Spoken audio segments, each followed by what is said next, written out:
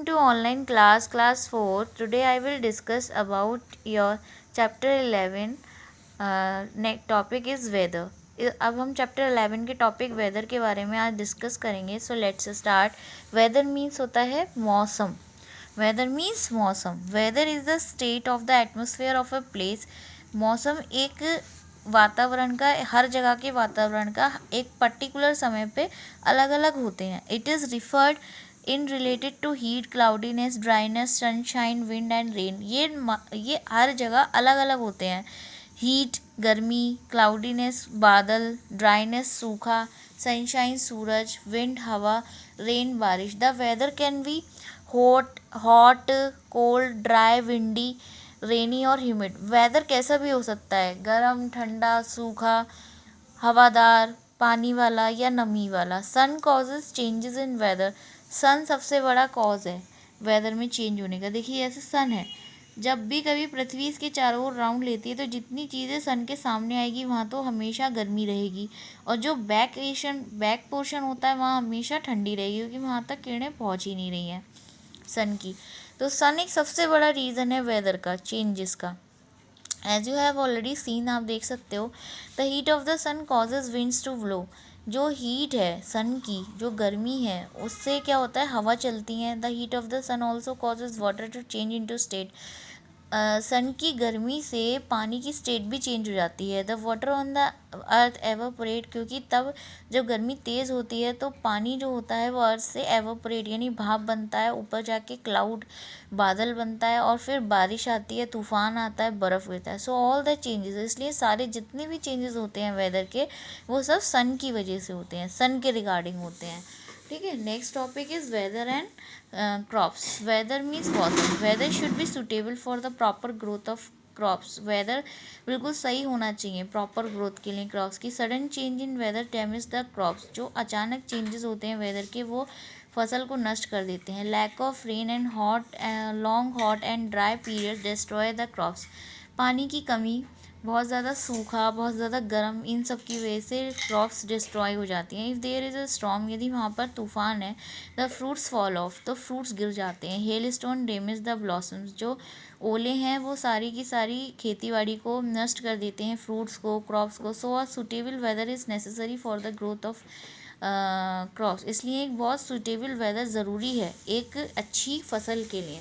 यदि वेदर अच्छा नहीं है तो जाहिर सी बात है फसल भी अच्छी नहीं होगी. Water nearly 3/4 of the earth is covered with water. जैसे आपने देखा कि हमारी पृथ्वी का कम से कम 3/4 हिस्सा पानी से घिरा हुआ है. Water is found in ponds, lakes, rivers, sea, wells and under the ground. पानी जो होता है तालाबों में, झीलों में, नदियों में, कुओं में या ज़मीन के नीचे भी होता है. Water is also present in the air as water vapour. कई बार ये भाप के तौर से हवा में भी होता है. Water exist in 3 form. Water हमेशा 3 तरीके से एग्जिस्ट करता है, solid, liquid and gas. The physical state of water depend on the temperature. जो फिजिकल स्टेट है वाटर की, टेम्परेचर पर डिपेंड करती है. ये changes from its form on the either heating और कूलिंग. ये अपनी फॉर्म को चेंज कर देती है गर्म करने पे या ठंडा करने पे.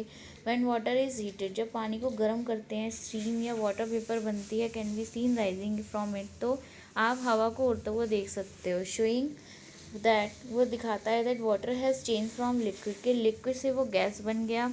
व्हेन वाटर इज़ कूल, जब पानी ठंडा होता है, इट टर्न्स इनटू आइस, तो वो आइस में चेंज हो जाता है. Ice is the solid form. ये आइस एक सॉलिड फॉर्म है वाटर की. देखिए बेटा, all of you look here, ये आइस है. यदि हम इसको ठंडा, पानी को ठंडा करने फ्रिज में रख देते हैं तो उसका आइस बन जाता है, यानी कि उसका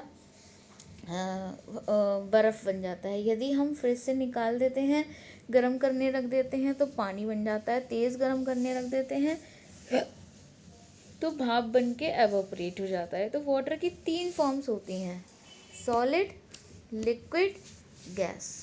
okay, depend on the situation. Next is evaporation. Evaporation means भापीकरण. The process by which water changes its physical form from liquid into gas is called evaporation. एक प्रोसेस जिसमें वाटर चेंज होता है फिजिकल फॉर्म से liquid form में और gas की form में चेंज हो जाता है, वो कहलाता है evaporation. Water gets evaporation because of the heat of the sun and forms cloud causing rain. जब पानी हवा बन के भाप बन के ऊपर उठता है तो बादल बनते हैं और उसके बाद बारिश होती है। Evaporate takes place constantly in nature. भापीकरण नेचर में होता रहता है, but the rate of the evaporation is not always same. लेकिन हमेशा भाप हमेशा सेम नहीं होती है। देखिए, ये सागर है, सूरज की गर्मी पड़ी, पानी यहाँ से एवापोरेट हुआ, भाप बन के ऊपर गया, बादल बने, बादल बनने के बाद में फिर बारिश हुई, बारिश बन के वो पानी नीचे आया। इस तरीके से पूरा वाटर साइकिल चलता रहता है। Okay, next is factors affecting rate of evaporation. क्या क्या फैक्टर्स मायने रखते हैं भापीकरण में, भाप बनने में? Temperature, the higher temperature the faster is the rate of the evaporate. जो हाई टेम्परेचर होता है, जाहिर सी बात है उसमें एवापोरेशन हमेशा तेज़ होगा।